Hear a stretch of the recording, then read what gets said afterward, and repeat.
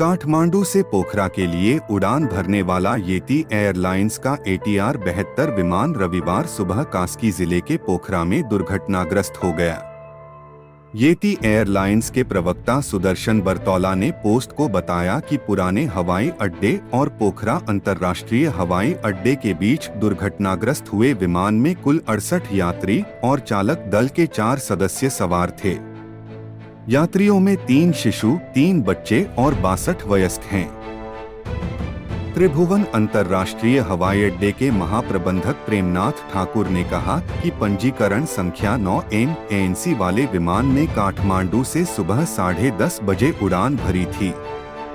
पश्चिमी नेपाल में कास्की जिले के पोखरा में येती एयरलाइंस दुर्घटना स्थल से बचावकर्ताओं ने अब तक 68 शव बरामद किए हैं।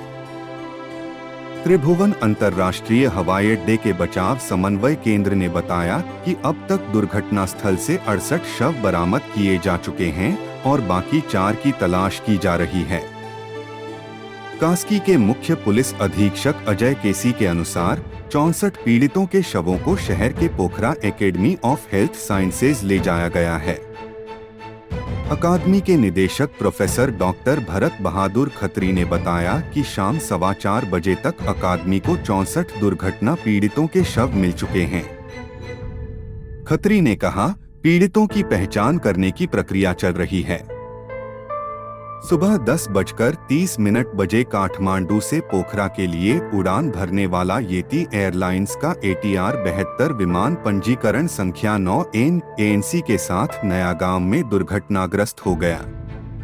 येती एयरलाइंस के प्रवक्ता सुदर्शन बरतौला ने पोस्ट को बताया कि पुराने हवाई अड्डे और पोखरा अंतर्राष्ट्रीय हवाई अड्डे के बीच दुर्घटनाग्रस्त हुए विमान में कुल 68 यात्री और चालक दल के 4 सदस्य सवार थे।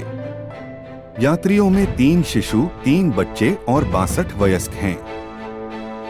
नेपाल नागरिक उड्डयन प्राधिकरण CAN के अनुसार यात्रियों में 53 नेपाली, 5 भारतीय, 4 रूसी, 1 आयरिश, 1 ऑस्ट्रेलियाई, 1 अर्जेंटीना, 2 कोरियाई और 1 फ्रांसीसी शामिल थे।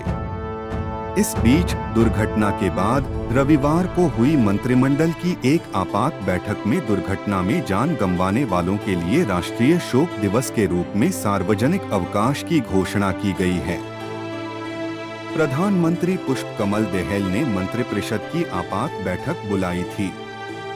मंत्रिमंडल की बैठक ने दुर्घटना की जांच के लिए संस्कृति, पर्यटन और नागरिक उड्डयन मंत्रालय के पूर्व सचिव नागेंद्र घिमिरे की अध्यक्षता में 5 सदस्यीय जांच समिति का गठन किया है।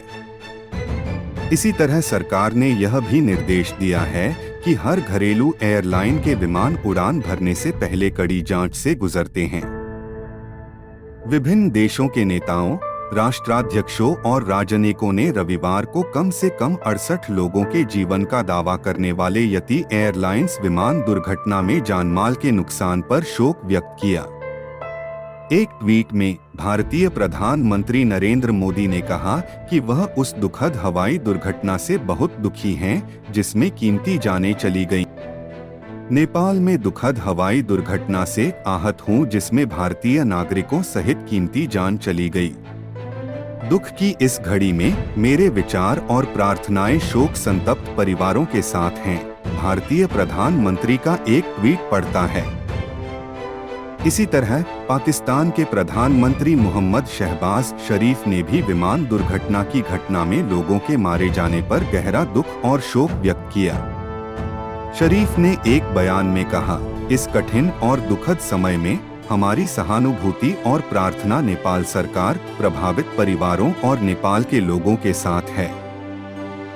इसी तरह पाकिस्तान के राष्ट्रपति डॉक्टर आरिफ अलवी ने भी विमान हादसे में लोगों की मौत पर शोक जताया।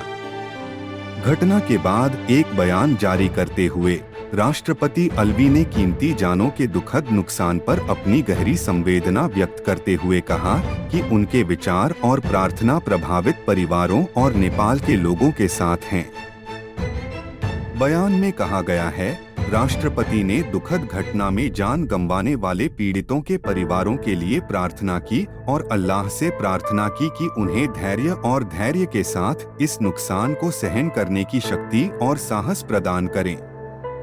नए चीनी राजदूत चेन सॉन्ग ने एक ट्वीट के जरिए पीड़ितों और शोक संतप्त परिवारों के प्रति अपनी संवेदना व्यक्त की। यह जानकर बहुत झटका लगा कि पोखरा में एक यति एयरलाइंस का विमान दुर्घटनाग्रस्त हो गया, जिससे भारी जनहानि हुई।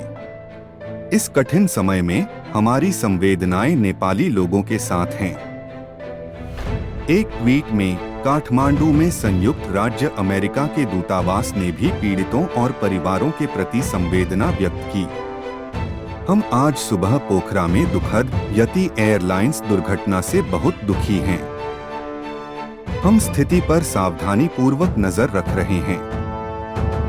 हम वर्तमान में बोर्ड पर किसी भी अमेरिकी नागरिक के बारे में नहीं जानते हैं।